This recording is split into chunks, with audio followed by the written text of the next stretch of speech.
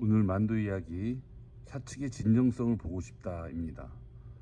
지난 21일 6차 교섭에서 사측은 수정안을 제시했지만 실망스러운 수준이었습니다.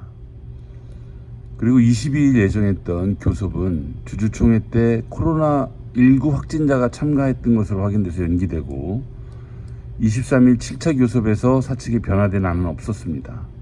휴가가 코앞으로 다가오는데 사측의 진정성이 정말 궁금합니다. 비용을 효율적으로 쓰겠다. 임금, 특별상여금, 격려금, 일시금 등에 관심이 많은 것은 인지상정입니다. 특히 특별상여금은 그 액수가 가장 크기 때문에 전 직원의 최대 관심사라고 해도 과언이 아니죠. 최근 현대차 지부 잠정 합의안에서 큰 비중을 차지하는 것도 바로 성과급입니다. 완성차 잠정 합의안을 보면서 사무직 동지들도 성과급이 얼마나 나올까 기대하는 듯합니다. 하지만 완성차는 교섭에서 성과급을 다루지만 만도는 연말에 노사협의회에서 다뤄왔죠.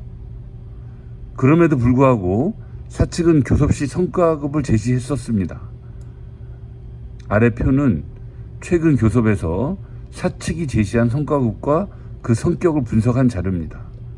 2008년, 2019년 교섭에서 성과급 100%를 지급했죠.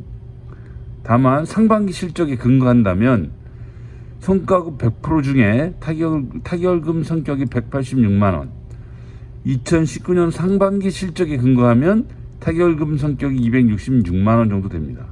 작년에는 성과급이 없었습니다. 선 성과급은 하반기 연말 결산 때 반영되어서 연말에 받는 특별상여금은 쥐꼬리를 벗어나지 못했죠. 우리는 사측이 제시한 성과급 중에는 타결금 성격이 포함되었다고 주장하는 겁니다.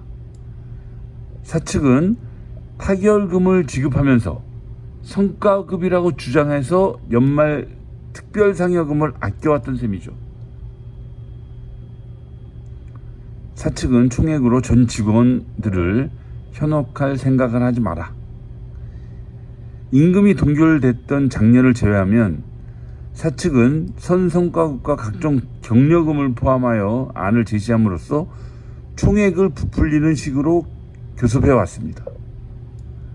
하지만 성과급에는 타결금 성격이 포함되어 있기 때문에 성과급이라는 이름만 붙여서 하반기 특별상여금을 절약하는 효과를 봐왔죠.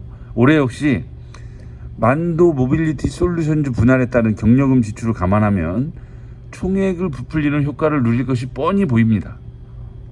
그래서 선성과급에 현혹되지 말자고 주장합니다.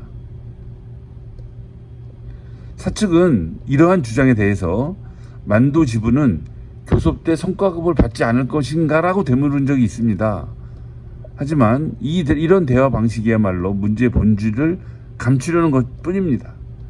만일 선 성과급 100%를 지급했는데 연말에 가서 적자일 경우에 선 성과급을 토해내야 하는가라는 의문이 생기죠. 정확하게 말하면 토해내야겠지만 사측은 그렇게 얘기하지 않습니다. 줬다 뺏는 치사한 행동을 하지 않겠다는 뜻일 수도 있고, 또 하나는 타결금으로서 그 역할을 충분히 하고 남았기 때문이라고 추측도 됩니다. 역사적으로 노동조합은 그때그때 변할 수밖에 없는 일시금이나 성과금에 목 매달기보다는 임금에 더 신경 써왔습니다. 그래서 성과급 100%라는 금액에 마음을 빼앗기지 맙시다. 먼저 받고 늦게 받는 차이일 뿐이고 실제로는 타결금 성격이 포함되는 것이므로 현혹될 이유는 하나도 없습니다.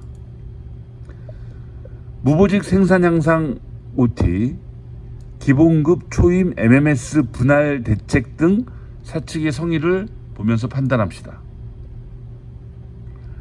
올해 주요한 과제는 무보직 생산 향상 OT, 기본급과 초임, MMS 분할 대책 등으로 집중됩니다.